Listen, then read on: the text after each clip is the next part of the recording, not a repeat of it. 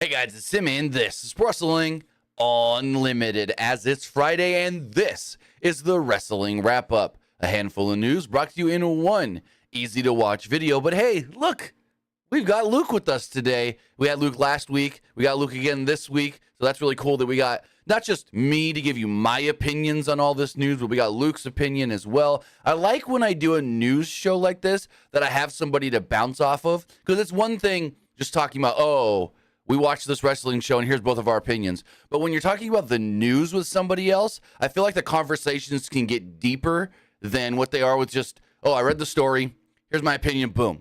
But when you have a second person, then they can give their side and maybe even persuade the other person and this and that and go from there. So I really like having Luke on here to do the wrestling wrap up with, because it just gives another layer to the show. But Luke, how's your day going?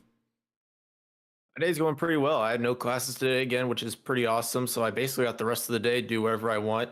I'll most likely be back here for the SmackDown review as well. So awesome. And I agree with you. Like, I think it's really cool to have like two people talk about their own like stuff on like wrestling news. I think that's really cool. I think you and Nick did that back in the day as well. Yeah, on Wednesdays. Yeah, I've done it with Nick. I'll jump on Baby Huey's podcast with him. I'll get on the Bulletcast podcast sometimes as well. I just love the interaction, talking news with other people, because difference in opinions can formulate different conversations, which doesn't really happen as much when you're doing like a show review. Different kinds of conversations. But yeah, I agree. Yeah, because mainly for like show reviews, you're mainly just talking about like what we thought on matches and stuff. Yeah. And like storyline stuff. But here, I mean, I think it's really fun to talk about like actual like wrestling news.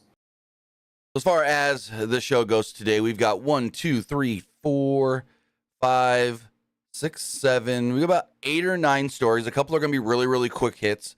We got about 8 or 9 on the dock. We're going to talk about the big news that PWU Insider dropped this morning on Drew McIntyre's current contract status and how long WWE thinks they have him locked up for. All the news that came out this week on LA Knight, and him getting a big push soon. WWE Hall of Famer said today he wants another match. Nick Aldis' status with WWE. We'll talk about All In not being on Max. Ace Steel and Sonny Kiss no longer being with AEW, and so much more, because again, this is the Wrestling Wrap-Up. Mondays and Fridays right here, Pro Wrestling Unlimited. You can watch and listen to this show a number of different ways. You can watch us live, twitch.tv/PW Unlimited, or youtube.com/Pro Wrestling Unlimited, or on podcast services all around the globe like Stitcher, Spotify, Google Pod, Apple Pod, Anchor, iHeartRadio, and so much more. Remember, if you're watching live on Twitch, you can help us out a couple of different ways. You can either help us out by hitting that donate button down below or donating Twitch bits in the live chat. Also, remember, you can help us out by subscribing to the channel, one of 2 different ways. You can either subscribe with a tiered subscription, or you can subscribe with Amazon Prime, because remember, if you have Amazon Prime, then you have Prime Gaming. Prime Gaming gives you a lot of cool things like free games, free stuff for games, and you always get 1 free subscription to any Twitch channel you want to subscribe to throughout the month, and I'd greatly appreciate it if you did right here, Pro Wrestling Unlimited. Also, remember to head over to YouTube, hit that join button, and become a channel member. Finally, head over to the Epic Games Store. Head over to the Epic Games Store and buy something. Whether you're buying the brand new Fae Farm, whether you're getting synced, whether you're getting bucks for Rocket League, Fortnite, or Fall Guys, or claiming the new game, Spell Drifter, use our code right here, PW Unlimited, at checkout, and you will be supporting us at no extra cost. Remember, EA Sports FC comes out soon. You can get that from the Epic Games Store. And when you do, use this code, PWUNLIMITED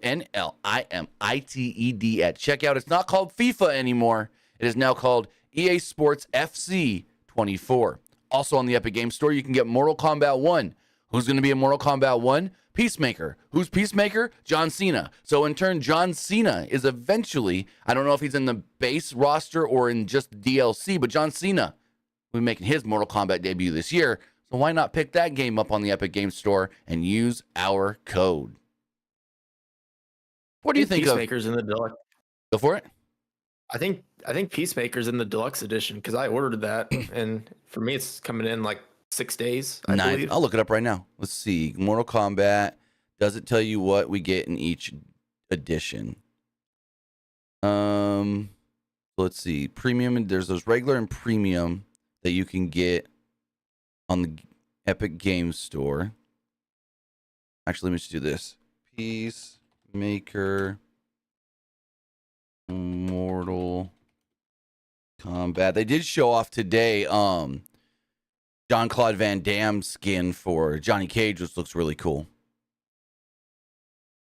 All right, this says Omni-Man, Peacemaker, and Homelander added to the roster for game. Says Mortal Kombat.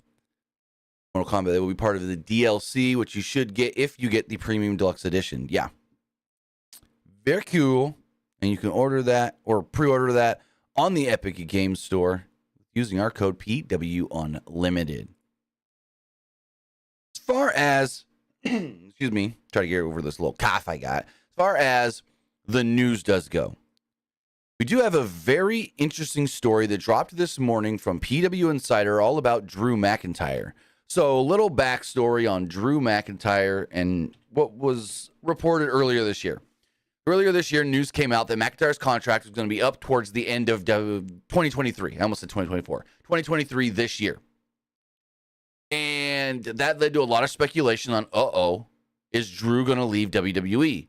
We had heard that him and WWE hadn't really talked much on a new deal. We heard that he was telling people that he didn't want to do things anymore that didn't feel important and significant. He wanted storylines that meant something, and he wanted to be shown that they were going to use him properly in meaningful things and so forth. And so that led to a lot of speculation on what's going to happen at the end of the year. What's going to happen when Drew's contract does come up. We got a new note on this per Mike Johnson over at PW Insider as he writes the following. While in India, Drew McIntyre was interviewed about his future with WWE based on our reports.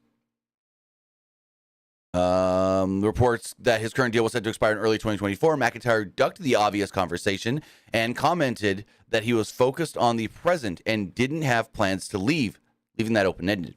He stated, I keep reading the internet myself. I just saw something earlier. The internet keeps talking about my future, I guess. McIntyre commented to the, I'm going to butcher this, Hindustan Times. He stated, quote, but my focus on the here and now. I don't look at the future. I don't look to the past. I look at the present. My job right now is just making sure we give everybody in Hyderabad the best show possible, and I'll continue to give the best performance I can at every show. As so it happens, in asking around to WWE sources this week whether there have been any movement on signing McIntyre to a new deal, we're told at PW Insider that the company had been mostly focused on finalizing the Endeavor WWE acquisition, so there hadn't been much, if any, movement. We were also told that the company had not rushed to lock McIntyre into a new deal as they had time to work on it, with one source noting that McIntyre, having taken time off earlier this year, had additional time added to his contract. PW Insider has learned that it has been told that the company may have added time to McIntyre's contract, and some believe he is locked in until around WrestleMania 40. So that now gives the two sides the area of around 7 months or so to finalize a new deal. So basically, what they're saying is, yes, Drew's contract is possibly up at the end of the year, but now it's probably not up until like Mania time next year, which gives them a lot more time to talk. So what do you think on, of course they extended Drew's time for being gone, but you think they try hard to sign Drew McIntyre? We just heard they tried hard to sign LA Knight, which we're going to talk about next. I think they should. I mean, I know a lot of people are probably going to say, like, we'll push him to the moon, then he'll for sure sign. I mean, yeah, you could, but at the same time, it's really risky. Because, like, let's say you do push him to the moon, and then he just ends up leaving right after his contract is up. So it's really tricky how they actually use him, though. Like right now, because, like, they haven't really extended him yet. So it's really interesting how they kind of use him. Honestly, like if they extended him right now, he's probably my pick to win the Royal Rumble in 2024, in my opinion. I can see that. And with the news we're going to talk about next with LA Knight, it kind of goes hand in hand, where we see McIntyre being used every week on TV. He's doing the Riddle storyline, basically in the old Randy Orton spot, but not doing anything super significant. Well, with the LA Knight story, it's the same of, well, we don't want to push him too hard until we know we have him locked in. So maybe that's the same thing with Drew. They're telling him things, but not pushing him in like prominent mainline stories yet until they know they've got him locked in.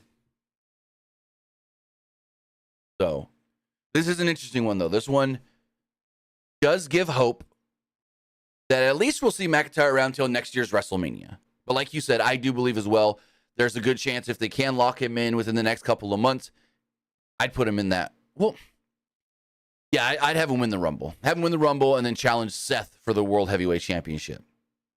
That's just my and have him fantasy beat booking. Seth. Yes.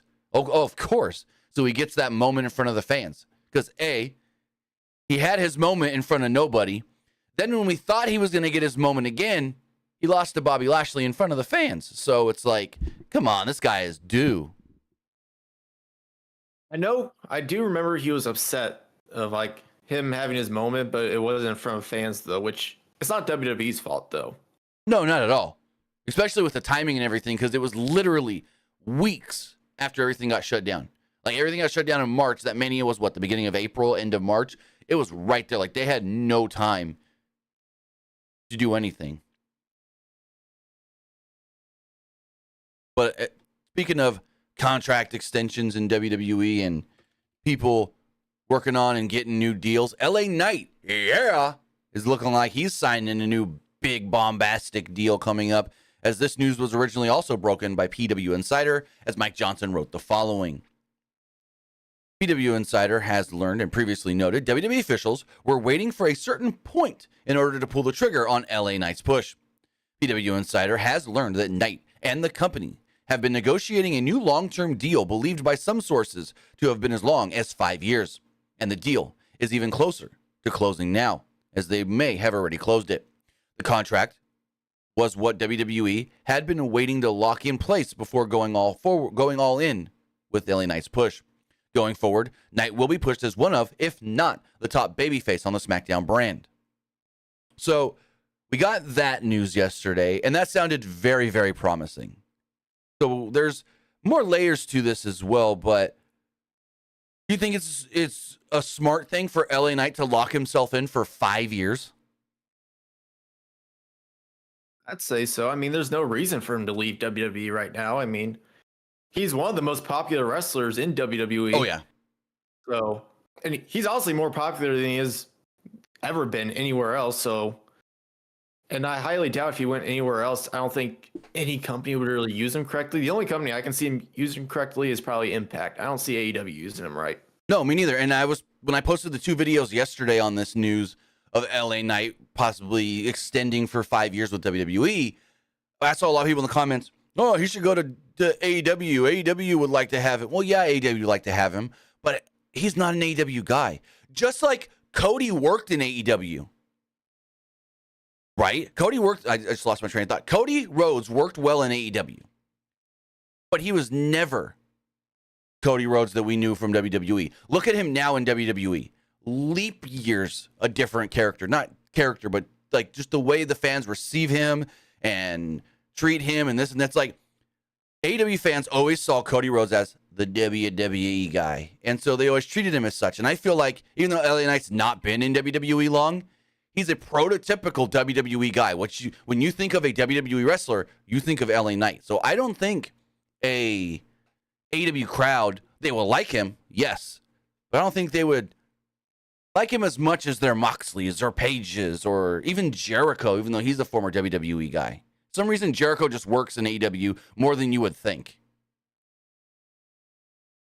I mean, if he were to leave WWE, the only company I really see him like that would actually use him correctly would probably be Impact, because he used to be like an Impact Wrestling guy when he was Eli Drake. The fact of life. But PW Insider had that initial report.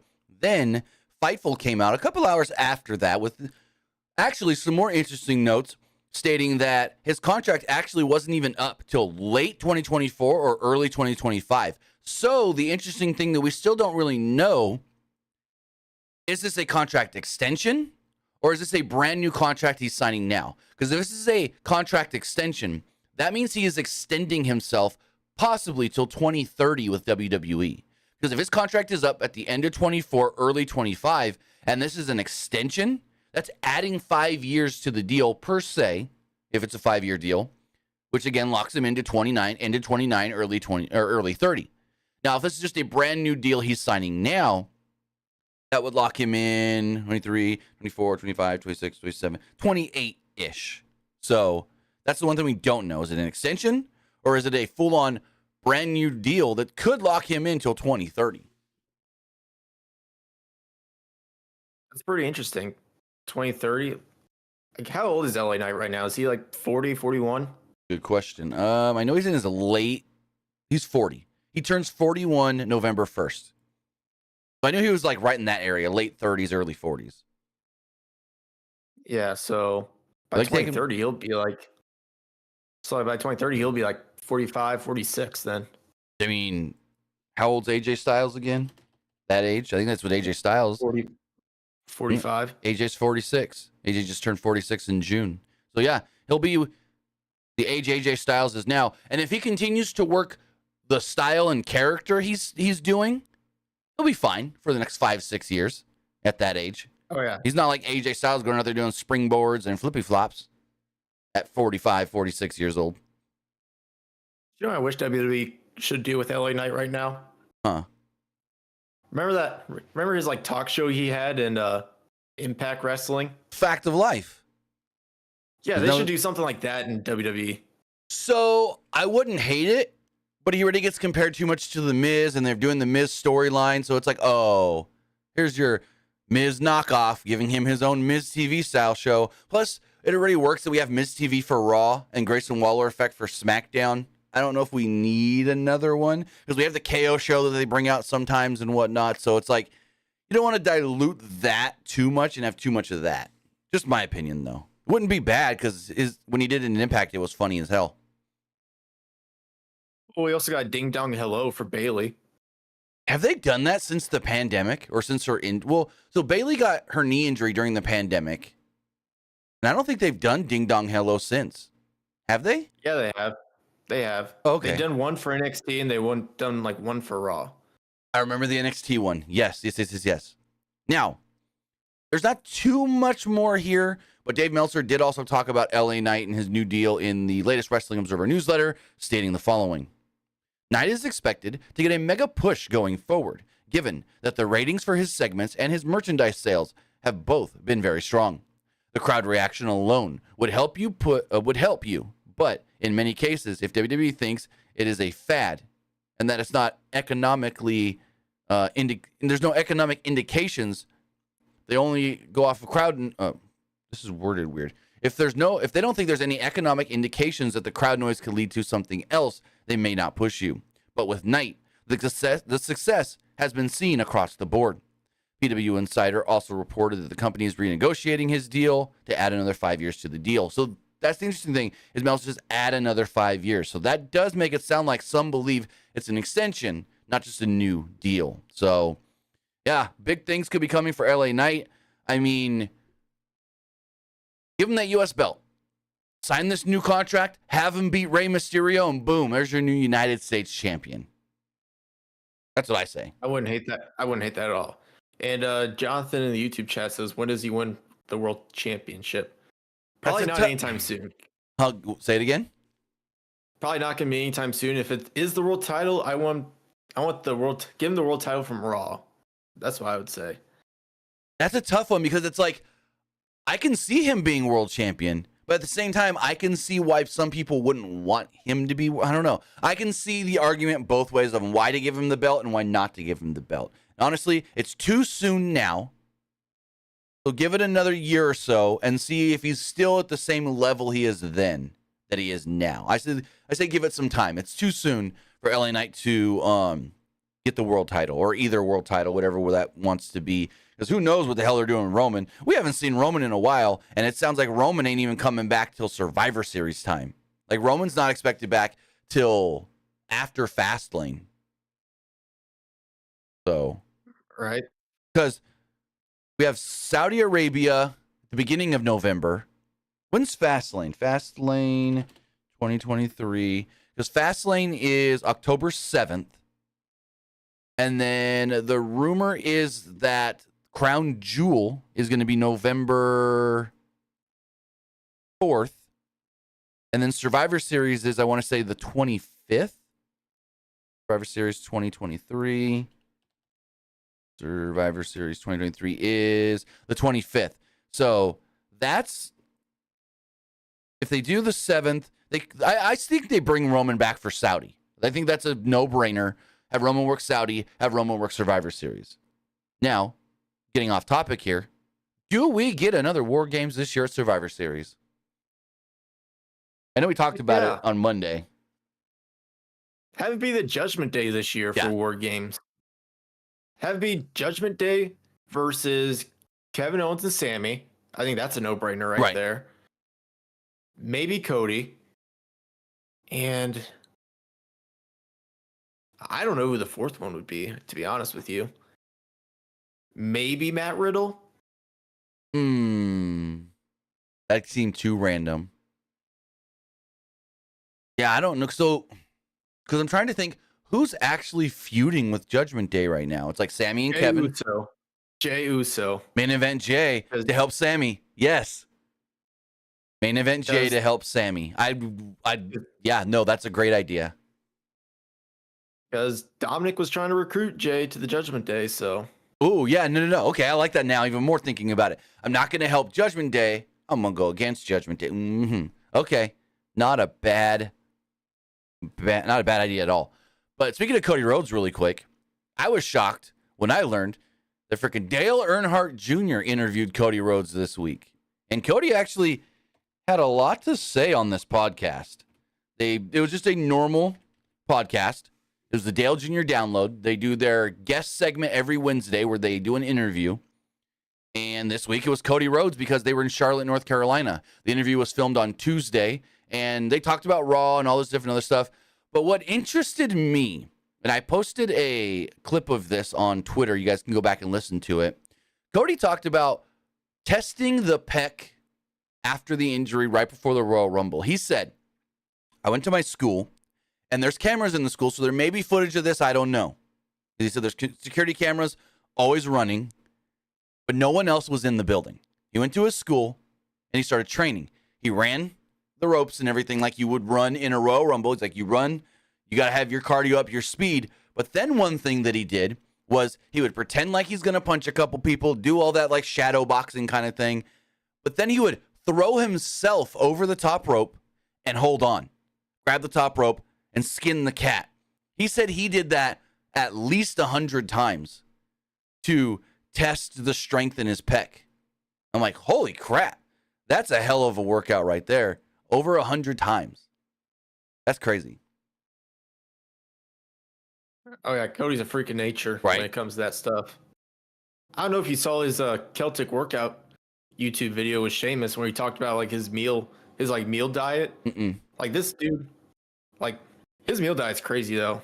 Oh, I bet. He said he doesn't eat like a steak or fish like normally in his diet. I think it's like mostly vegan or something. I don't know. Gotcha. Now, he also talked about how Gable and Gunther had an amazing main event on Raw, and that when they came back through Gorilla, because he was explaining what Gorilla is, because he was talking about Gorilla position, and then he looks at Dale Jr. and Mike Davis, who are the co-hosts of the Dale Jr. Download, and he's like, I keep saying Gorilla, do you even know what that is? And they're like, no. He's like, Gorilla position is, we all know what Gorilla position is. So he explains what Gorilla position is, and he said something to the lines of, if you can get a standing ovation in Gorilla position, you know you've done a great job. And we saw that this past Monday on Raw.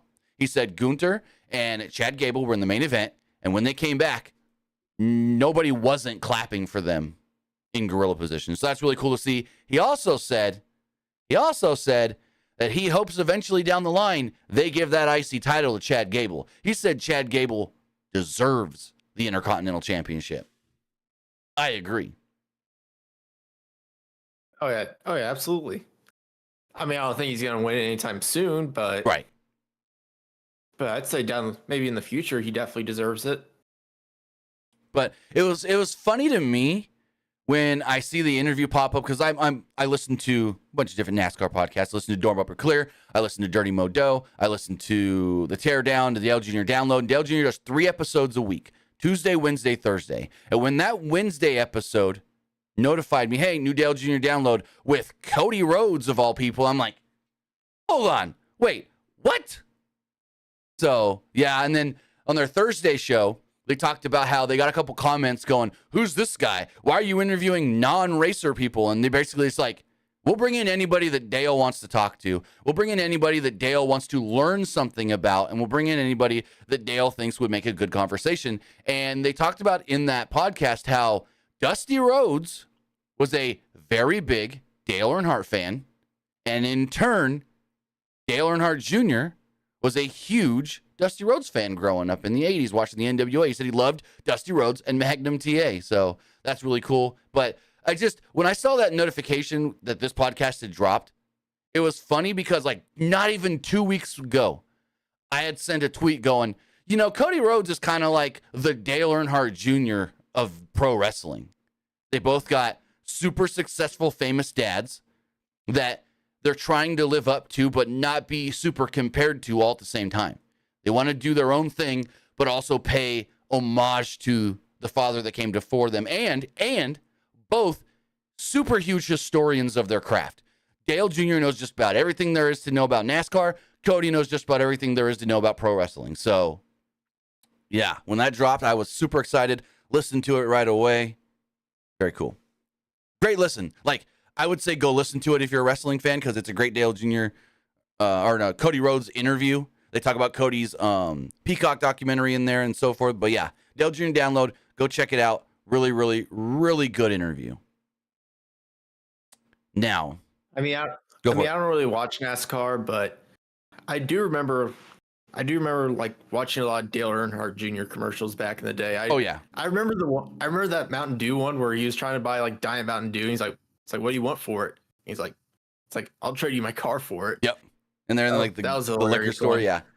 Yeah. No, Dale Jr. did a lot of cool Mountain Dew commercials when they sponsored him back in the day.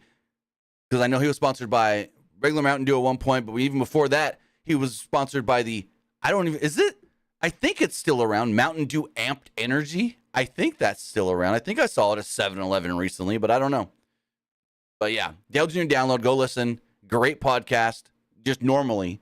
But I thought this was a really good interview. Cody opened up and said some stuff that I think we have heard him say before, but I know like the whole testing the pec, throwing himself out of the ring and whatnot, that was new. He's never talked about that before, and he said it. He's like, so yeah, if he does have security footage of that, please put it out there because that would be very cool to see. Him just throwing himself over the top rope and holding on 100 times. But regardless, Cody will eventually be in the WWE Hall of Fame. But one person that already is in the WWE Hall of Fame is the Great Khali, which I had totally forgot before today. And the Great Khali did appear at the WWE Superstar Spectacle event in India, where he actually cut a promo and stated that he feels he's got one more match left in him in the future. Now, didn't say where or when this match would take place. Didn't state if it's going to be, because I know he's got his own little school promotion thing in India. So he didn't state if it's going to be there or if he wants to come back and do one more run or one more match or whatever with WWE. I mean, screw it. WWE, he wants to go? Give us a Great Khali surprise in the Royal Rumble. I think it would get a genuine pop. I know people towards the end of his career were kind of bored with him, but we haven't seen him in so long that give us a Great Khali pop in the Rumble. Let him eliminate 2 or 3 people, and then we can do the big everybody gangs up and throws him out spot. What do you think of Khali wanting one more match? I mean, I'm not against it at all. I mean, if he wants to work one more match, I'd say let him. But the question is, if it's like a singles match, who does he wrestle? Yeah, that's why I said Rumble. I don't. Like if it was a tag match, have him team with Jinder. Or have him team with, oh no. Give me Great Khali and John Cena against Indushir. I can see Cena and Khali having fun together.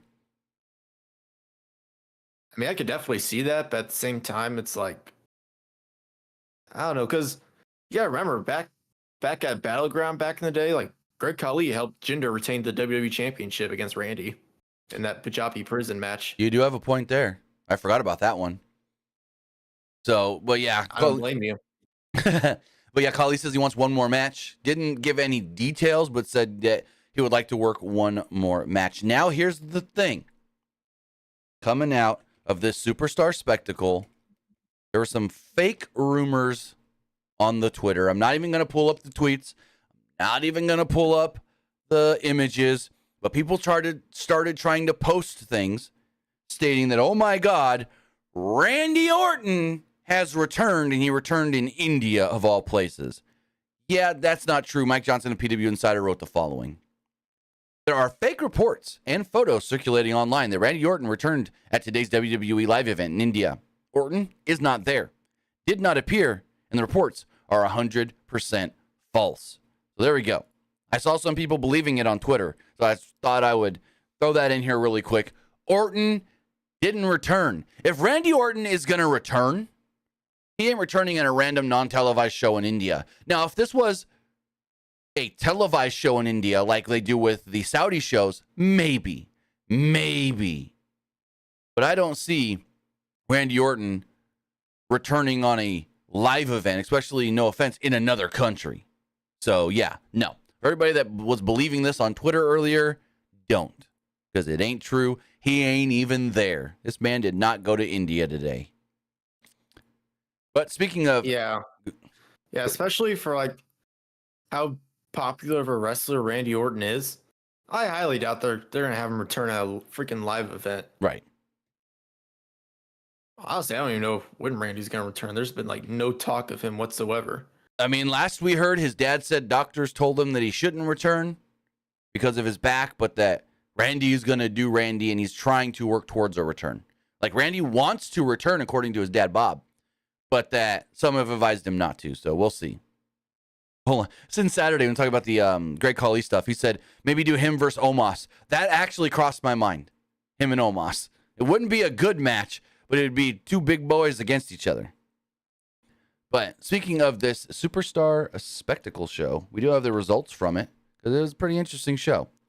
So as far as the show itself does go, they did have a big Titantron, and they were showing stuff on it during the show. So cameras were there filming.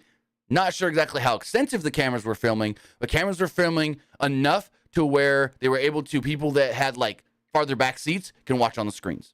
So here are the, at the event, they were selling a lot of John Cena merchandise, including signed posters, WWE Championship replica belts, and other things, as well as special shirts for the event. As far as the results to go, and this does come from Priya Singh via PWU Insider, these results. Drew McIntyre and Sami Zayn and Kevin Owens defeated Jinder Mahal, Veer, and Sangha. Drew pinned Jinder with a Claymore kick. All six ceased hostilities and joined together in a dance, which India loved. The noise absolutely was deafening with crowd pops during the show. Natalya pinned Zoe Stark to earn the right to face Rhea Ripley later in the night, which this is weird. Okay, this is a weird one because didn't they announce it was going to be Natty versus Rhea at this show? And then they made Natty have to earn it? That's kind of weird. But because I saw a graphic going around that had Natty and Rhea on it saying women's title online. Anyways. Basically, many do believe that this was supposed to be Becky, not Natty, but Becky couldn't fly to India. Gunther pinned Shanky to retain the Intercontinental Championship. Braun Breaker was actually used on the show and pinned Odyssey Jones.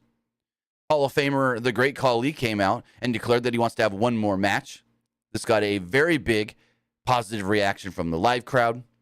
WWE Women's World Champion Rhea Ripley defeated Natalya. And in the main event, WWE World Heavyweight Champion Seth Rollins and 16-time World Champion John Cena defeated Imperium's Ludwig Kaiser and Giovanni Vinci. So does anything here stand out to you or no? I mean, maybe the Indus Sheer match, but other than that, not really, no. Because I'm trying to pull up. Yeah, see, there's a right here. I'm looking at a graphic of Natty, and hold on, let's pull this up on the screen really fast. Like, why are you going to post this graphic? I get it, it's a live event. It shouldn't really matter. But, come on, load up. They've got this graphic going around and then going to make Natty still earn it. Like, come on, people. Like, this was posted, I want to say yesterday. Natty. Rhea. So why promote this as a match you're going to do on the show? And then, yeah, I don't know. I'm looking too much into it. It's not that big of a deal, but it's just random the way they did it. But yeah, she beat Zoe Stark and then earned the title shot, which many believe was supposed to be Becky. But if you didn't hear, Becky Lynch was actually not allowed to fly to India because she had a little tiny tear on one piece of paper in her passport. One page had a tiny tear. They wouldn't let her get on the flight. Very interesting. Very weird. But speaking Hopefully of, that gets resolved down the line. Yeah, I bet you as soon as it happened, she already was in the process of getting a new passport. I would assume. I don't know when WWE is going overseas again next, but yeah. Now, speaking of WWE going overseas, WWE likes to use people from overseas. One person they've been using from the UK recently as a producer is Nick Aldis. Now, we don't know many details on Nick Aldis' status with the company other than he's been brought in to work as a producer. Yet, according to Aldis, while speaking with Chris Van Vliet, actually stated that he's working off of a handshake deal, as he stated the following. They just invited me to come and, see how everything works and shadow as a producer and just sort of be part of the meetings and oversee the whole television operation, which is, I've done a lot. I've worn a lot of hats. I think people who have followed my career, particularly in the last few years, know that in addition to wrestling, I was wearing a lot of hats behind the scenes of my last place, the NWA. So, I certainly don't feel like it's a completely new sort of situation for me. Having said that, there's people, or there's pro wrestlers, and then there's WWE. So, just taking in the sheer sort of volume of that operation and the number of people involved, the scale of everything, just that alone has been the basis of my time so far. But it's all very much a sort of handshake situation at the moment. Very much a, hey, why don't you come in and see how this all works? See if you like it. I will say this. They've been very, very good to me and very, very accommodating as far as they've said, look, this is as much about whether you like it as us. Now, where that goes, I don't know. And I'm okay with that. It's tough with the internet and social media because people want to put this sort of definitiveness on everything. And this finality like, oh, that's it? He's with WWE. That's it. Game over. And so now people ask, are you not wrestling anymore? Have you retired? Are you not wrestling? I mean, even the boys are saying that. Like, are you done wrestling? And it's like, slow down. Basically, what he is saying is he's working on a handshake agreement with WWE. Nothing has actually been signed yet.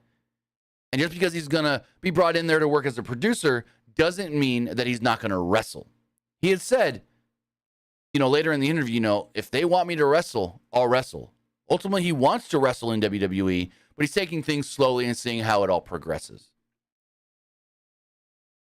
I mean, I would love to see him wrestle in WWE. I think he would be great. Right.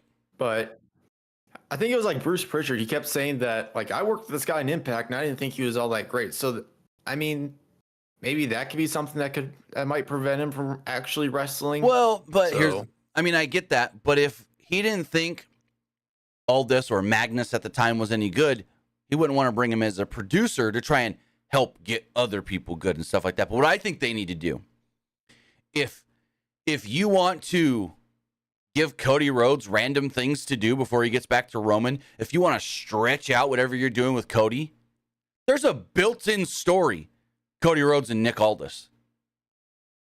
Because I doubt they would say these two fought over the NWA World's Heavyweight Championship. But you can say, hey, these two have fought in the past. These two have had major matches in the past, and they've beat each other. I think also, aren't they 1-1?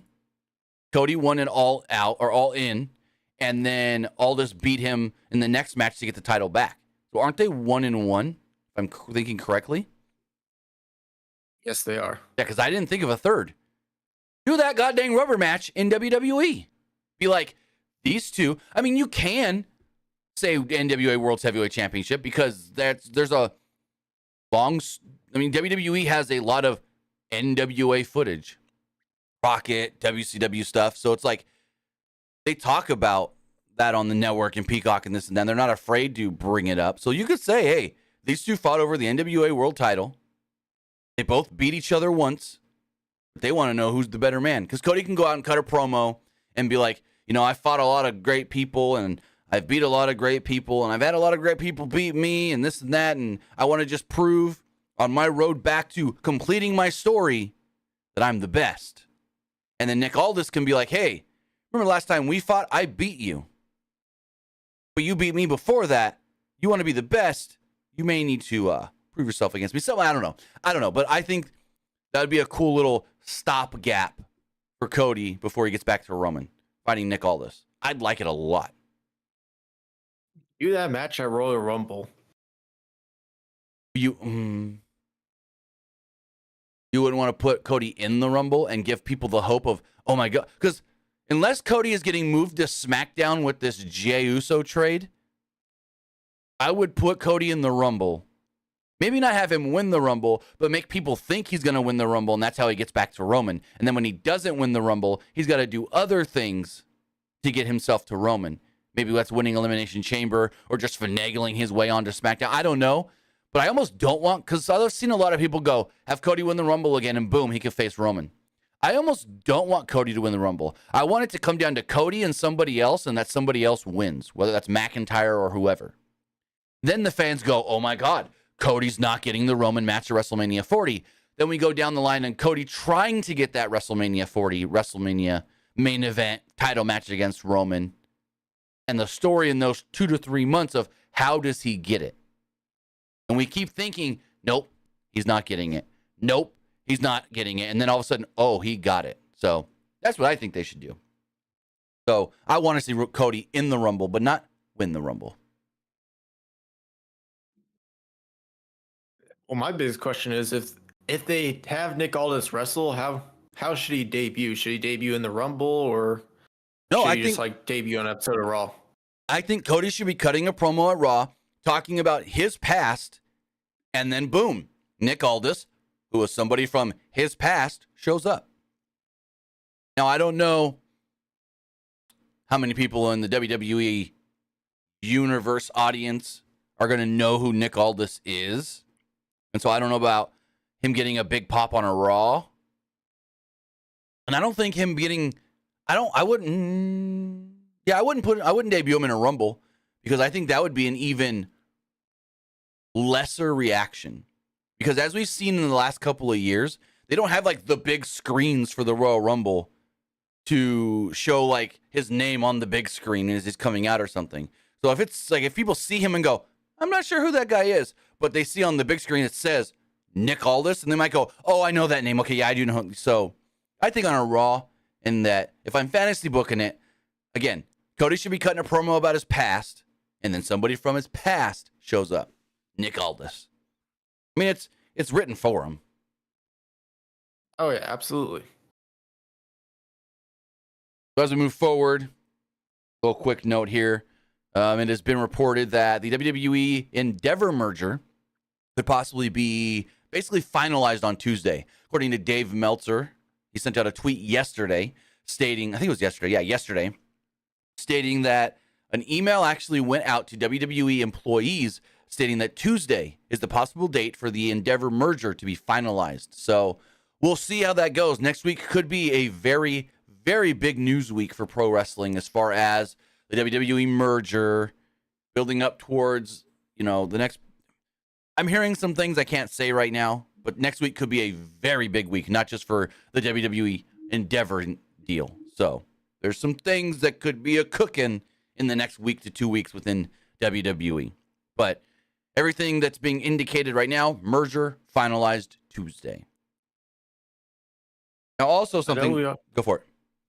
I know we kept seeing like videos of WWE wrestlers like promoting like UFC. So there's already like some of the merger already happening. No, that's part of their DraftKings sponsorship.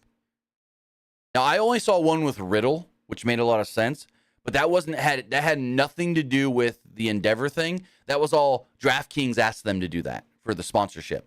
So that's what that was all about.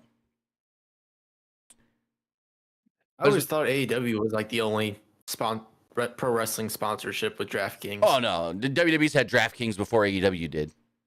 It's just AEW pushes it more that they have DraftKings. WWE just, and I don't know, maybe WWE has slowed down on their DraftKings stuff because I haven't seen much in like a year. So maybe once AEW ramped up their DraftKings, WWE slowed down their DraftKings, it seems like. Now, as far as our final WWE story goes, there's been a lot of talks this week of what's going on with WWE and Fox.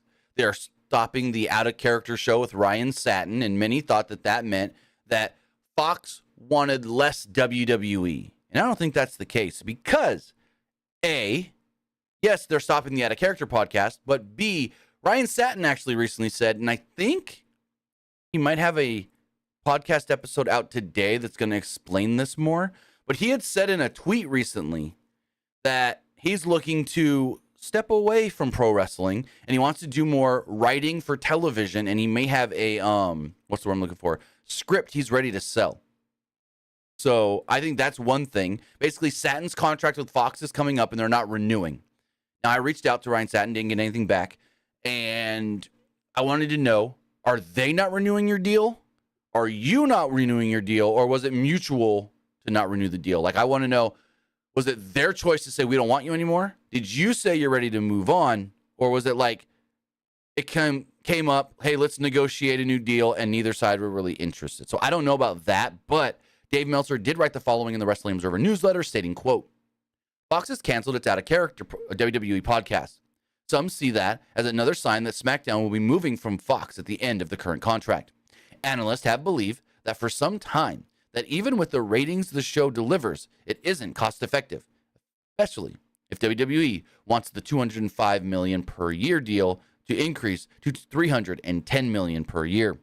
Still, the show wins the night almost every week as of late, and numbers are gaining, so they could change that outcome of that. It also does lower the ratings than the other network programming on Friday because of the stigma of wrestling and wrestling fans to network advertisers. So the thing here is SmackDown gets great ratings on Fridays. SmackDown does good numbers for Fox. Yeah, wrestling doesn't do good advertiser money, I guess you can say. But I mean, Fox did something well because every week they're presented by Progressive, as Michael Cole lets us know. So they did get a pretty good sponsor there for the show, outside of just the regular commercials as well. Because what other wrestling show, especially in WWE, do we see every week? Oh, welcome to presented by. We only see that, and that's been since Fox started with SmackDown. I can't think of another one. We see, like you said, AEW pushes DraftKings and this and that, but I don't see another wrestling show that's pushing a sponsor that hard. Do you? Not really, no. Yeah, I haven't noticed it either. So, again, what's Impact Wrestling normally push? Do they push any of their sponsorships really well? Sometimes. Now, who does push sponsors a lot? AAA. Because you'll watch a AAA show, and there's just screens flashing different sponsor logos throughout the entire match, sometimes to where it gets distracting. Because, like, if you watch Triple Mania, they've got, like, 5 screens for their entrance and whatnot, and they're all just throwing up different graphics and logos and stuff for sponsors. And sometimes there's one that's like really bright yellow with black text on it that always catches my eye and pulls me away from the match. But regardless, yeah, other than AAA, I don't see anybody else like, well, them in New Japan. So no one in America I see pushes a sponsor as hard as SmackDown on Fox. So we'll see where this all does go. I mean, they do have the merger coming up. And just like with the Drew McIntyre story, we have heard that TV negotiation deals haven't been talked about much yet because they're waiting for the merger to close and then they'll figure out from that who they want to go in and actually do these negotiations with NBC Universal for USA Network and Fox. Because I want to say, when they did the last Fox deal, Ari Emanuel, who runs Endeavor, was like one of the leads on getting this Fox deal for WWE in the original deal. So I remember hearing the rumors and the reports of Emanuel, Triple H, Stephanie, and Vince went and met with Fox, and they walked into a boardroom, and even though she wasn't a SmackDown wrestler, they had a screen on it with Ronda Rousey from WrestleMania 34 when she fought Triple H and Stephanie, and a SmackDown logo on that screen. They're like, this is what we want. They obviously didn't get Ronda for a little while, but yeah. So we'll see where it all does go. But I don't see Ryan Satin's podcast ending as an indication that Fox doesn't want wrestling. I think it's just two people, contracts coming up, they're going their own ways. I mean, does Ryan Satin actually go to actual television? Because I don't even know if he can really do that because of the writer's strike. No. He has nothing to do with that. His Fox deal would have nothing to do with that. No, but if he was wanting to be a writer for actual television though. Oh, I don't know. I know he could still write and work on his script with his people. I mean, there's nothing that says he can't sit at home and work on his script. But he can't pitch it right now. And we don't know how long that's going to go. But yeah, so it's not like, the writer strike's going on. I'm going to sign a new 5-year deal with Fox. Don't really want to be here, if that's the case. And I don't want to speak for him because I don't know. But if he really wants to get into television writing, then I believe you just leave Fox, wait for the writer's strike to end, and then go from there. That's what his dad did when he was a kid. His dad worked in television. His dad wrote and produced and pitched shows. And that's ultimately what got him into the business, got him to TMZ. TMZ then led to him to getting a bunch of contacts in wrestling. He then started Pro Wrestling Sheet and then got hired by Fox. So, yeah, it's what he knows, pitching shows for television. I know he was on WWE Backstage a lot, and they would always have him announce all the new WWE signings. Yeah, he was the rumors and reports guy. And then when Backstage ended, they wanted to keep him on to create more WWE content for their digital side of things. I miss Backstage. Good his show. role was honestly pretty. His role was really good. He was the guy that announced them signing Karrion Kross, Timothy Thatcher, and then bringing back John Morrison. So as we move forward, we got some AEW news to talk about. Now, many people have asked, why didn't All In air on HBO Max? No one ever indicated or said it was going to, but when Tony Khan waited so long to say that it's going to be on pay-per-view, many assumed, are they trying to work a deal? And Dave Meltzer did write the following in the latest Wrestling Observer newsletter. It was widely assumed this is true, but sources outside of AEW have confirmed that they hoped for idea was for All In to air on Max. And the reason it ended up on pay-per-view is because the technology wasn't ready at the time the decision had to be made on one way or another. I believe the technology is ready now. There still has to be a financial deal worked out because the show was a giant success on pay-per-view. So it makes no sense for AEW to put a show going forward on Max that would be such a big pay-per-view success unless Warner Brothers Discovery makes it economically make sense. I can see the argument and have made it myself that you want as many people seeing the show in this instance because of the crowd. But there still has to be a day where you have TV and not a subscription streaming service to get the most out of that. Bloomberg reported that Max is going to start airing live sports, noting basketball, baseball, and hockey starting shortly. Wrestling was not mentioned. The strategy, according to the article, was to put those shows on the service for free, and then in March, when the NCAA basketball tournament takes place, they will launch a new sports tier that would be an additional price. So basically, they are ramping up getting sports on HBO Max or just Max now. But it wasn't. This is weird because how are you going to go and say the technology? Well, so I get this because I was going to counteract what I was about to say. when they were trying to probably negotiate if they can put All In on Max, it wasn't ready. Because now you're saying, oh, it's only been a week or so, 2 weeks. How's it ready now? All of a sudden you couldn't air. Well, because they already said it was going to be on pay-per-view. So, yeah, it may have been ready when All Out aired, but they didn't have a deal in place, and they weren't ready to put a deal in place. So it's all good. But the interesting thing here is this article from Bloomberg states, we want basketball and hockey and baseball to air on Max, but no word of wrestling. Could they air like Dynamite and Rampage and Collision live on Max, as well as it being on TNT and TBS, maybe as like a, let's see where the interest is? Maybe. I can see it. So, not 100% sure exactly where this is going to go, but at one point it was wanted, but just wasn't able to happen yet. So maybe next year's All In does go to Max, but then at the same time, they apparently, we don't got the numbers yet, made a butt ton of money on pay-per-view sales. And so it's like, okay, now here's the thing that works. And this actually, thinking about it, this works in Tony's favor that they didn't get the Max deal. Because now Tony can go, I made X amount on pay-per-view last year with All In. You want All In 2024? You have to pay me at least X amount plus da-da-da-da. Tony now has a number that he can counter. If they come at him and say, hey, we want it on Max for this, Tony's got a number with actual stats and facts. As we move forward, that CM Punk was fired by WWE or AEW this week, or last week technically. But now, someone else close to CM Punk has been let go by the company, as this does come from, let me get the right source here, Mike Johnson of PWU Insider. AEW announced the termination of CM Punk's contract that caused a lot of stir last week. The termination came following an investigation into a backstage incident that Punk had at All In. This was not Punk's first altercation backstage with the company. It was publicly known that he had one with Ace Steel on his side against the Elite last year at All Out.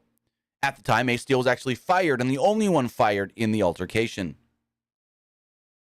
Yet when CM Punk returned this year, so did Ace Steel in a remote role, not being allowed to go to the buildings, not being allowed backstage at shows.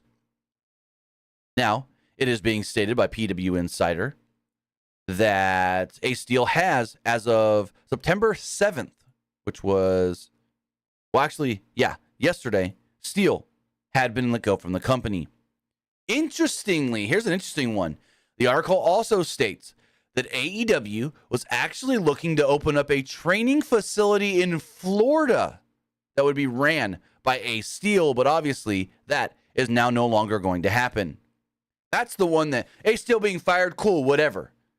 But them opening a training facility, looking for a building to train their talent in Florida, regardless of where it's at, but that's an interesting one that they were looking into starting their own training academy, school, facility, whatever, akin to like WWE's Performance Center. Now, would it be like the Performance Center?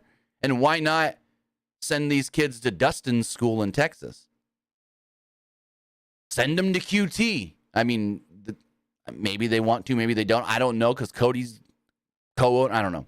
But they've got options. But that's the one thing that stood out to me the most, is that they were looking to have Ace Steel run basically their version of a Performance Center. Any thoughts on this?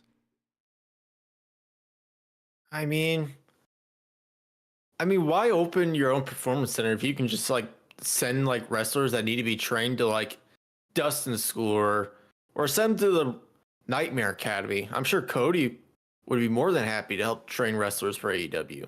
Right, but then there's the other thing. It's like, oh, well, Cody owns this school. Cody's WWE. WWE has featured this school on their programming and this and that. I don't know. I don't know if there's something to do with it there, because Cody's involvement. I don't think WWE really has any say of who Cody cannot allow at the school. Right, and that's not what I'm trying to get at. I'm just saying that because it's the Nightmare Factory, heavily, Cody branded. I don't know if AEW wants to be saying, oh, we're sending our guys to be trained by a WWE guy. You know what I'm saying? But it was like a WWE guy who like helped co-founded AEW True. though. True, but then he left to go back to WWE. That's the whole thing here. It's like they would be saying WWE's better. They stole Cody, and now one of their wrestlers is going to train ours. You know what I'm saying? Yeah. In some people's minds, it would look like they're basically saying WWE's better. But I mean, Dustin Rhodes has the Rhodes Wrestling Academy in Austin, Texas. You can send him there. I don't know exactly what that would all entail as far as like if he would just let them come for free or if they got to pay. Because, you know, Dustin don't do a school for free. People go to his school and pay to be trained. So it's like, does AEW pay Dustin extra? I don't know. But there's options. But this one just, it really stood out to me that they're looking for a building somewhere to open a training facility. But then the question is, who gets, you know, sent there? How often do you have to go there? Do you got to work in Florida or do you have to live in Florida? Like there's a lot of, with WWE, it's, we're signing you to a developmental deal, which means you're going to work out and train at the PC and you have to move to Orlando. With AEW, a lot of people like signing with AEW because they can live wherever they want and just fly into the show every week. If they start a school in Orlando or Tampa or Jacksonville, then are they going to start telling talent, you got to move to that city because that's where we're going to train you? I don't know. Again, people like signing with AEW because the freedom you're provided. They start doing all this, you got to do this and you got to do that, giving you less freedom. Just saying. Like, Moxley never worked Collision. He's working Collision this week. Moxley likes working indies on Saturdays. If he works Collision, he can't go work an indie on a Saturday. Oh, well, there's another wrestling school I totally forgot about. What about the Tyler Breeze and Sean Spears school? I totally forgot about that one. Flatbacks in Orlando, yeah. Like they provide housing for their students, I'm pretty sure. Okay, that's cool. So, but it's the whole thing of, I mean, provide housing, cool. But how long do you want your AEW? It's just, there's too many questions here on what would a AEW training facility be? Would it be just like the Performance Center where you're there 5 days a week, 6 days a week training, and so you have to live down there? Or is it, hey, for a week, we're going to put you up in a hotel and you got to go train? And they cycle people in and out and whatnot. So I don't know. That's why I said send him to Dustin. You can go send him to Dustin for a week or 4 or 5 days or whatever. From like a Friday to a Monday. And then Tuesday they can fly into whatever city Dynamite's going to be in and go from there. I don't know. But ACL fired, whatever. That's what stood out to me in this whole thing of they're looking for a building to turn into a training facility, and the training facility was going to be ran by Ace Steel. But he's going to have to move from Chicago? I don't know. Too many questions. Oh, well. Now, I mean, go for it. If it was up to me and I had to decide, I would just say some of the Flatbacks because I know Flatbacks provides housing because Chris Danger, I'm pretty sure he made a video like talking about his documentary. He's saying like, yeah, Tyler Breeze, they set up housing for me down here. So they're treating me like one of their students. So yeah, so that basically says, hey, they provide housing for their students. So why not just send them there for like a week or two? I think in the housing. I think the Dank one was a little different. I don't know if, as I watched the whole video, I know exactly what you're talking about. I don't know if he meant it as they're providing housing for me like they do other students, or they're providing housing for me, and while I'm there, they're treating me like another student, any other student. So I don't know if that's 100%. Actually, we could probably look that up right now if they actually do provide housing for students. We'll go to the website. Yeah, let's do that. Flatbacks Wrestling School. Let's see, Flatbacks.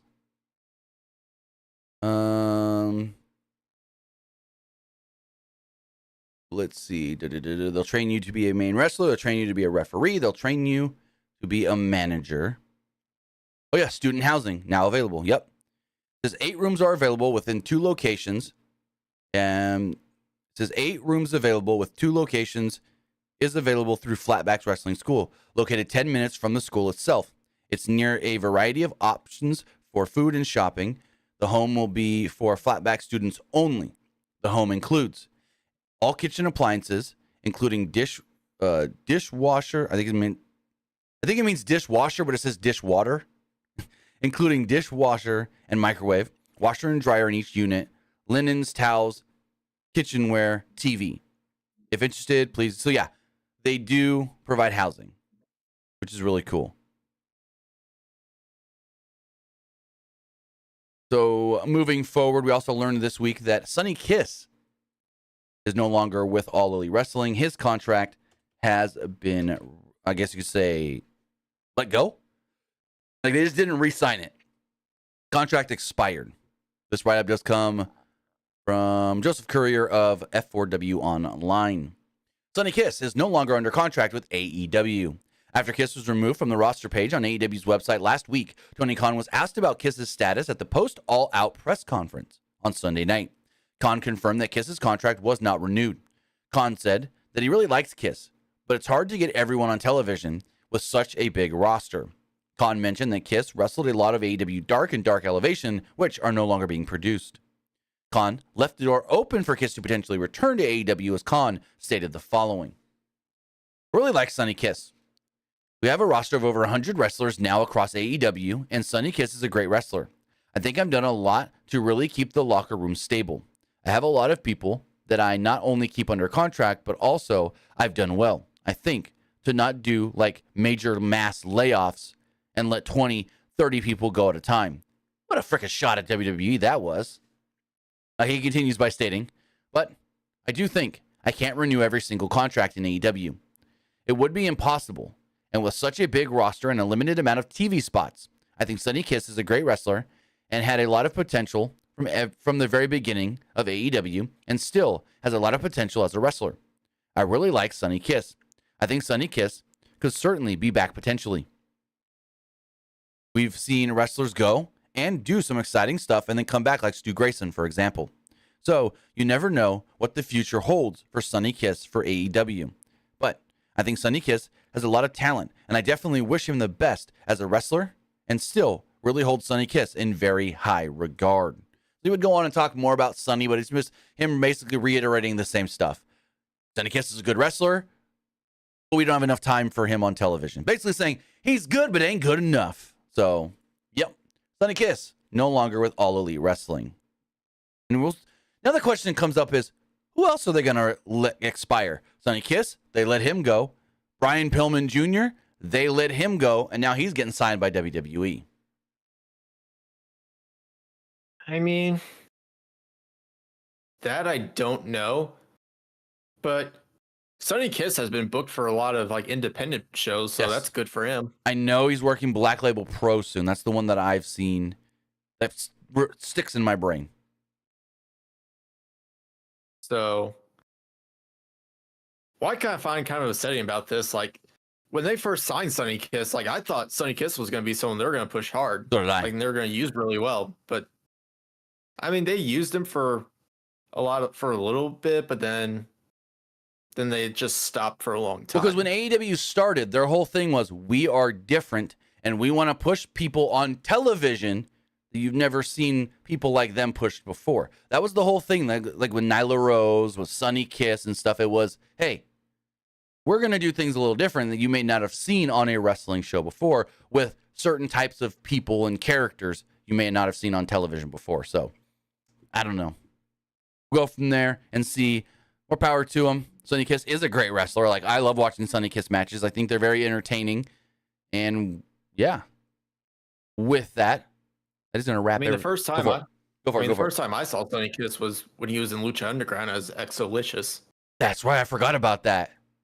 I forgot about a lot of Lucha Underground, to be completely honest. Lucha Underground was great to watch back in the day. I know they were like originally meant for like an actual like TV show compared to like an actual like wrestling promotion. Yeah. But it was still pretty fun. Yeah, because the show ran in seasons and they had, they filmed with the actual studio crowd instead of a regular wrestling crowd, but wrestling fans would go and fill that studio crowd. And yeah, they did everything like a television show, not a wrestling promotion. Basically kind of like WoW does now. But with that, guys, that is going to wrap everything up. I want to say thank you for joining me here. Twitch.tv/PWU Unlimited, YouTube.com/Pro Wrestling Unlimited, and podcast services all around the globe like Stitcher, Spotify, Google Pod, Apple Pod, Anchor, iHeartRadio, and so much more. Now tonight is Friday Night SmackDown. We're going to pull up WWE's preview of the show right here as 3 things are being advertised for the show. We do have Jimmy Uso against AJ Styles.